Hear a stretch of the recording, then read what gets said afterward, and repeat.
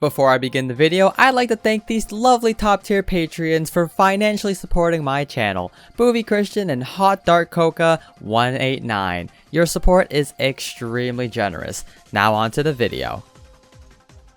How is this game real? The Sonic community is probably one of the best and worst things to ever exist in gaming culture. But we're not here to talk about the bad stuff. I want to talk about the fan-made community. Sure, you got Minecraft and Skyrim modding, but I truly believe that fan-made content is done best by the Sonic community. Unlike a certain company, Sega is actually pretty chill with fan-made content, from incredible fan games to exhilarating mods that enhance the current experience. And recently, I stumbled upon a fan game that tickles all kinds of fancy for what I would want if they ever made a return to the Sonic Rush franchise. And that fan game is none other than Sonic Dimensions. A quick little rundown history as to why I love the Rush series. Sonic Rush was one of the first Sonic games that I ever played, dating as far back to when I was a little boy. I remember playing that game a lot on my DS, to which I lost said DS and haven't financially recovered. Sonic Rush is one of my favorite 2D Sonic games of all time, right next to the greatest Sonic game of all time. Just the thrill of boosting and going fast in this game feels incredible,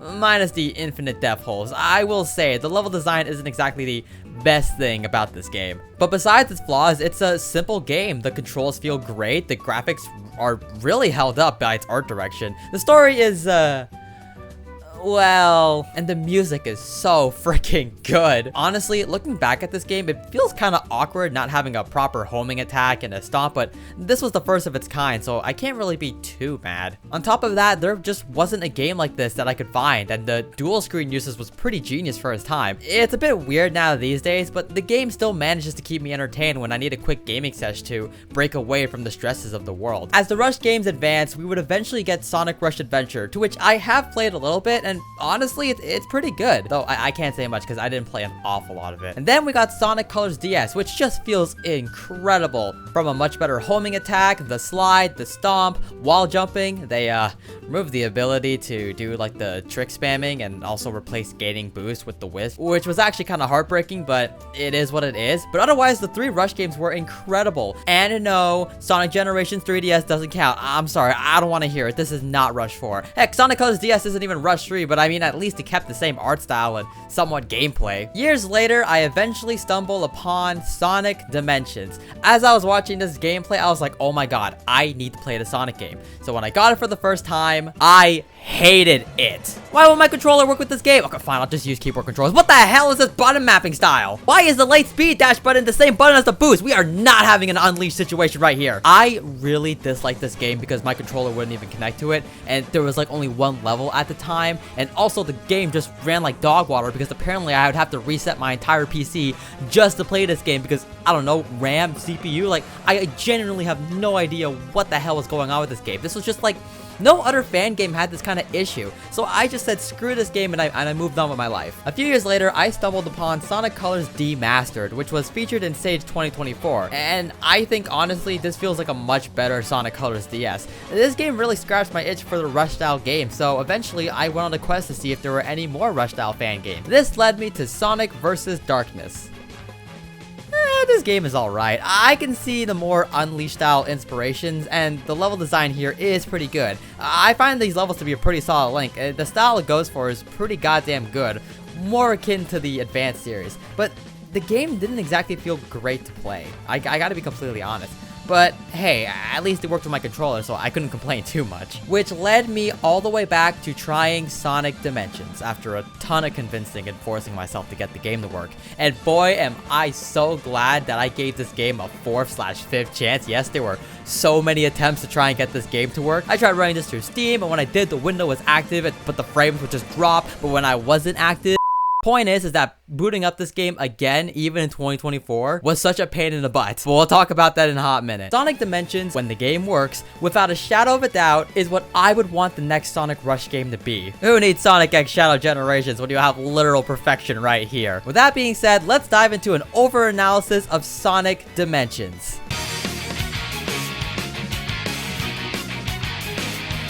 There isn't really a story to this game. That's about it.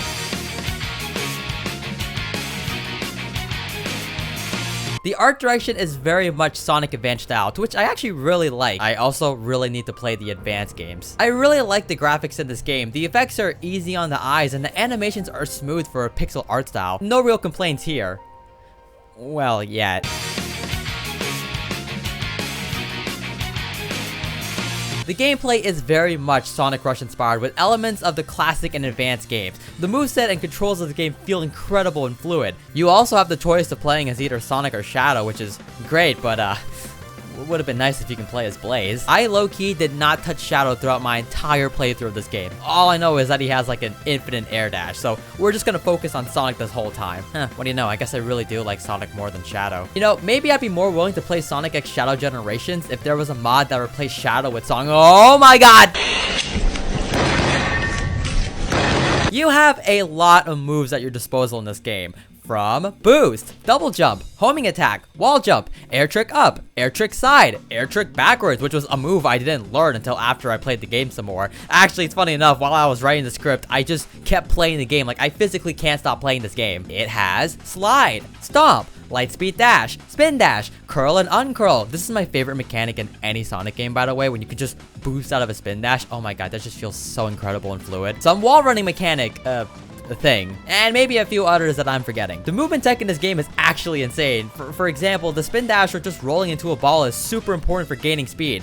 In fact, if you land on a slope and roll immediately, you gain so much speed from it. I'm honestly impressed with how every move, well, except the slide, is used so well in this game. You're not just going to be holding boost the entire time. You're actually going to have to be constantly focused on jumping and rolling and just basically not boosting the win in this game. This game also has an entire skill tree dedicated to it, which allows you to customize your experience. You got some weird ball launcher move, a horrible drop dash. I'm sorry, this move is just so poorly implemented. I kind of wish it just made it so that on the double jump, if you hold the button, you can activate the drop dash from there. On top of that, this move just kills so much of your momentum. You also get the bounce bracelet, which is also kinda useless here as well. Really, the only useful skill in the game is the auto ledge climb, to which you use quite a lot. I also never used any of the power-up things that you get. It just never felt super important to carry with me into the game. However, the smaller skills like the insta boost and the ring magnet are really useful. It's honestly kind of interesting how many gimmicks they pack into this game. They have some interesting mechanics like the surfboarding moments, the glider from Rush, the stripper pole, wall running, and the QTEs from Unleashed. Overall, when you combine these game skills and elements together, it makes for an incredibly fluid and well-controlling Sonic game.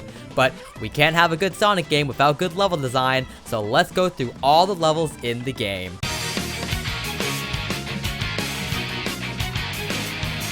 Before I tackle the individual levels, I just want to talk about how the level design in this game is a masterclass in how to make a fun and addicting Sonic stage. And while yes, it may not top the likes of Unleashed and Shadow Generations, this absolutely surpasses the likes of the Rush games, and I want to dive into each individual level. Radiant Falls is a great first introduction to the game. It gets you right into the thick of it with all too familiar grassy hills and loop-de-loops. Already you can see how the game is structured. On your first playthrough, without really trying, you can make some pretty good ground, but as you begin to understand the controls a bit and unlock a few moves, the stage really begins to open itself up and things begin to click. From how to use trick moves and how this isn't your typical Sonic Rush game. They got gimmicks, that's for sure. From running on walls to surfing on water, this is a beautiful way to kickstart your adventure. Let's see how the rest of the game will be.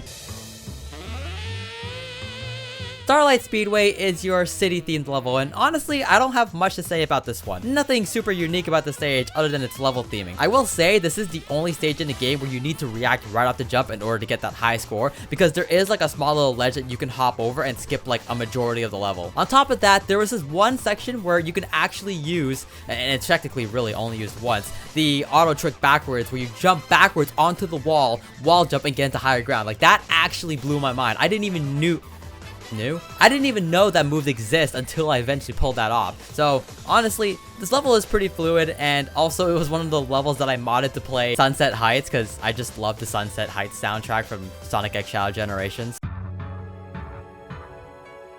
Aquatic Terminal is your underwater themed level, and yeah, this level is pretty forgettable. I mean, like, it's alright, and it's the first level to introduce the ramp and maybe the chemical plant tube thing, but otherwise, this level's okay. Misty Ruins is your moody forest theme, which is actually inspired by the Sonic Rush Leaf Storm level.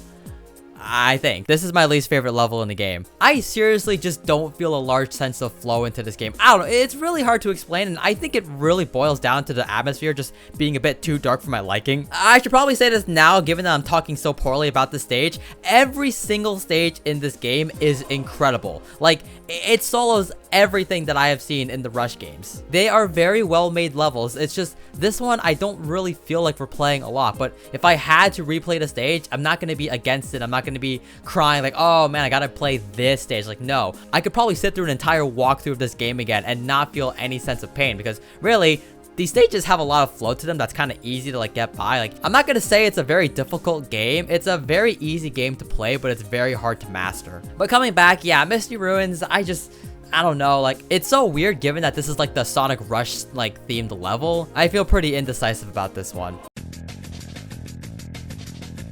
This is my favorite level of the game. Cool Edge is your typical snow themed level, but oh my god, it's peak. The atmosphere, the flow, like in the beginning, you could do full-on skips, and while this section is slow, it's a nice ease-in for when you start going to town. There are just so many memorable segments in this level, from the giant loop, air tricking up to a dash screen to get much higher, and just this.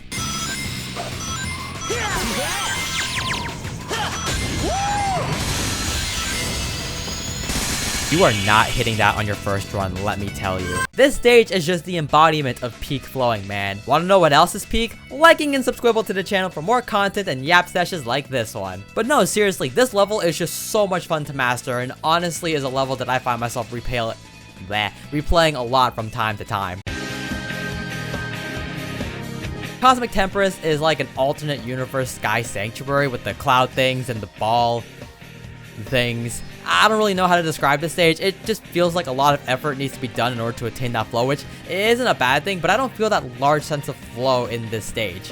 I will say there are a few moments like combining skill elements like rolling and then stomping and then light speed dashing. There are a lot of reaction times needed here, but I find it to be not as interesting, or just, I don't know, I feel really indecisive about this level. It's, like I said, none of the levels in this game are bad, it's just, this one feels a little forgettable to me.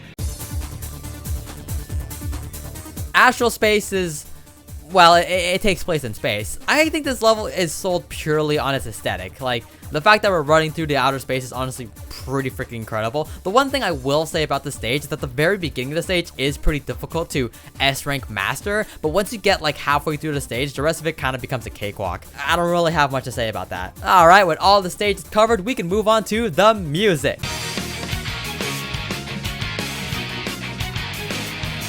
The music in this game is just ripped from other Sonic games, so the music is pretty peak. Also, the raw files are given to you, so if you really wanted to just place your own music in the game, it works. Like, that's freaking incredible. The sound design is also pretty solid too. It just rips sound effects, so take it as you will.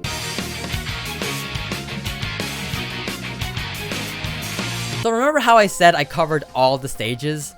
Well, I lied. If you get all the red rings, you can unlock Jungle Joyride. This stage feels very much like Sonic Rush Adventure inspired, and it feels incredible to play. It's probably the longest, easiest level in the game, so if you want a long stage that's manageable, this one is very much that level. But if you get all the red rings in Jungle Joyride, and then S-rank every level, you unlock both Super and Hypersonic.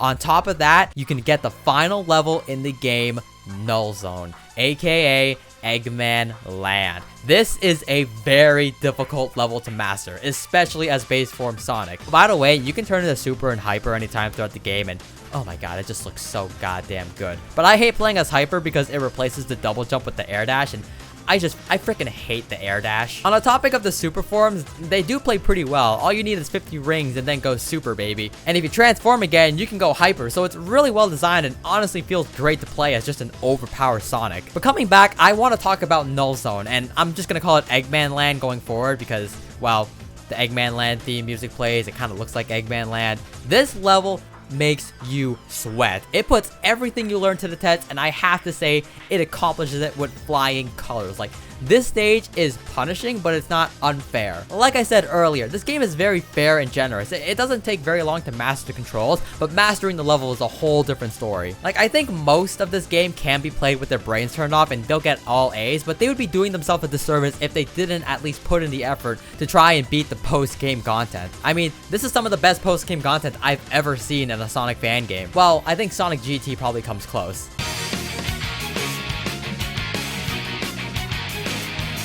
The hub world is pretty nice, though I didn't really spend that much time in it. This is also where you can buy like abilities from Tails' shop. It's like, it only costs a few rings, and by the end of the game, you're gonna have a lot of rings anyways. The fact that Shadow is playable in this game is pretty cool, though I kind of wish Blaze was in this game to make it a true Sonic Rush style game. The UI in this game is pretty solid. The fact that there are absolutely no bosses in this game is actually so refreshing. There's something euphoric about just being able to play through incredible boost stages and not needing to fight some tedious boss after it. I'm not saying Sonic games have bad boss battles, but I just find myself replaying a stage over a boss more often. Kudos for them for not making tedious bosses. They just said, nah, we're gonna focus on fast-paced platforming instead of making some random boss fight.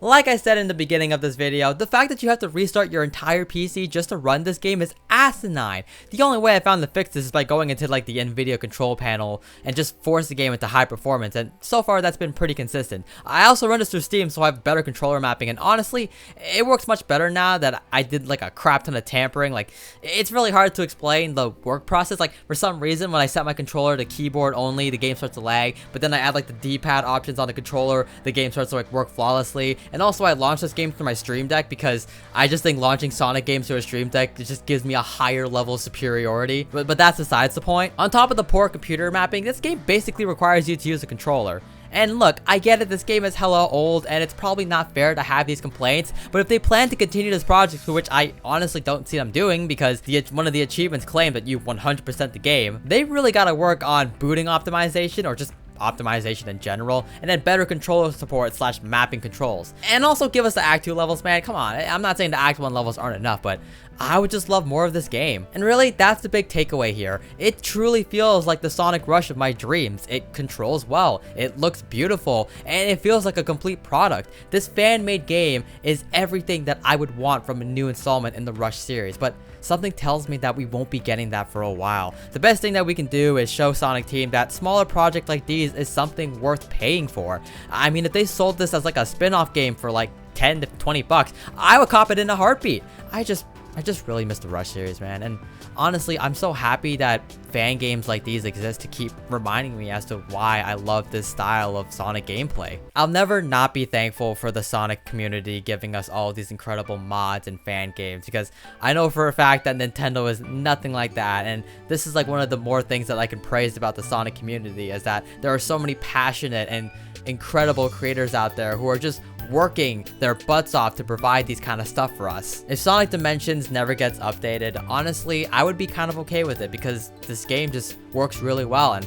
I just find myself replaying it whenever I'm stressing out. Because yeah, working on these videos have been a little bit stressful, and being able to play it in small bursts has been extremely helpful in trying to just ease that stress a bit, and also trying to get my muscles going a little. I'm kind of curious to know if there are any fan games that you guys like that have completely changed your life forever. If so, leave it down in the comments below. There's probably a lot more I can say about this fan games, but I'll just leave it here for now. With that long yapping session out of the way, let me know if you made it to the end of the video. Don't forget to like and subscribe, and if you thought this video was interesting, you might like my new video on how I think the next Sonic movie trilogy should be handled. Stay safe, stay wholesome, and don't forget to always be creative.